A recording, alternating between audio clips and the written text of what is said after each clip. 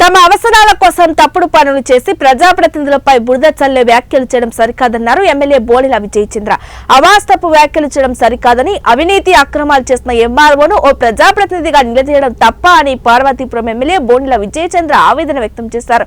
గత వైసీపీ ప్రభుత్వ హయాంలో దోచుకొని దాచుకున్నారని, ఉమ్మడి జిల్లా జడ్పీ చైర్మన్ మజ్జి శ్రీనివాసరావు ఎన్నో అవినీతి అక్రమాలకు పాల్పడ్డారని, ఆయనతో పాటు తన అనుచరులు, ఆయన మాజీ ఎమ్మెల్యే ఆలజంగి జోగారావు, ఆయన అనుచరులు ఎన్నో ప్రభుత్వ స్థలాలు, చెరువులు కబ్జా చేసి దోచుకున్నారని అన్నారు.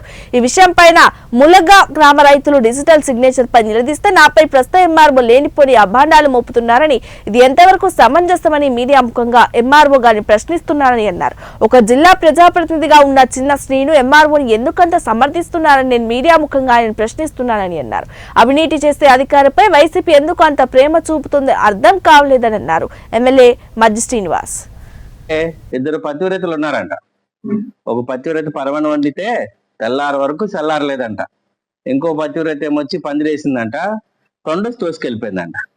సో అలాగుంది ఈరోజు ఆయన మాట్లాడిన విధానం. ఈయన జరిగిన ఇన్సిడెంట్ కి, ఆ ఎంఆర్ఓ బిహేవియర్ కి ప్రధాన కారణం ఎవరైనా ఉన్నారు అంటే అది వైసీపీ పాలకులే. వాళ్ళు వదిలేసిన లెగసీ ఇది. దాచుకోవడం, దోచుకోవడం బాగా అలవాటు పడిపోయారు. ఆ దాహం తీరనిది అని మన కవితల్లో చెప్పుకుంటాం కదా. వైసీపీ గవర్నమెంట్ లో పనిచేసి ఆ దాహం తీరక ఇంకా ఉన్న ఇలాంటి ఆమె ఇచ్చిన పోలీస్ కంప్లైంట్ నిజమా కాదా నీకు తేల్చండి. ఒకవేళ ఆమె ఇచ్చిన కంప్లైంట్ నిజమని స్వయంగా వారే ధృవీకరించారు, వారు శాసనసభ్యులు ధృవీకరించారు. నా మీద కంప్లైంట్ ఇచ్చారని తెలిసింది, సోషల్ మీడియా హల్చల్ చేస్తుందని.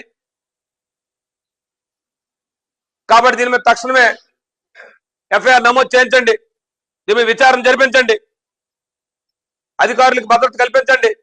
అధికారులు ప్రజాస్వామ్యబద్ధంగా, రాజ్యాంగబద్ధంగా పనిచేసే వాతావరణాన్ని ఈ కూటమి ప్రభుత్వం కల్పించాలని చెప్పి కోరుతా ఉన్నాను.